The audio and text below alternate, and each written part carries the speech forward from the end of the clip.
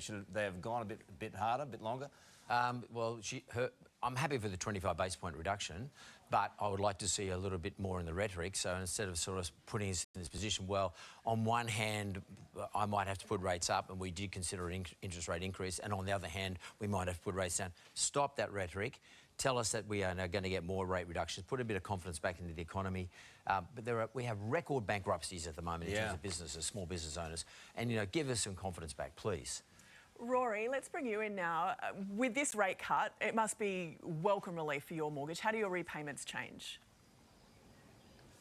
Look, assuming that mylenderloans.com.au passes on the full cut, I think it'll drop by about $47 to $48 per fortnight.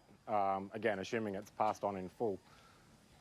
Okay. Look, I know that you're going to get a better rate with Mark, so you stay on the line after all of this. Look, Mark, it's so interesting that you raised that, because it feels to me like there's different speeds in the economy and different people are feeling different things, small businesses for sure.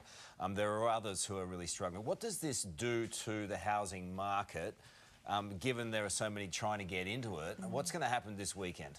Well, that's one of the really interesting things, Carl. So in the February rate reduction that we had on the 18th of February this year, we saw house prices increase. Then they sort of flattened out a little bit when the Reserve Bank governor started giving us the rhetoric. No more rate reductions. Probably went a bit too far, so we'll just have to wait to see how the year pans out. Houses started to level out again.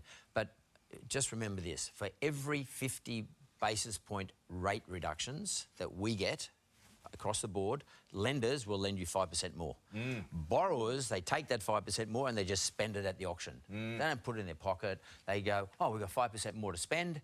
So if I could lend you $1 million last week, I can now lend you $1,050,000. Good maths. That $1,050,000, you go straight. Correct. I already practiced that one. So for that $1,050,000, I put it in the auction. You don't say, oh, I still only going to spend $1 million.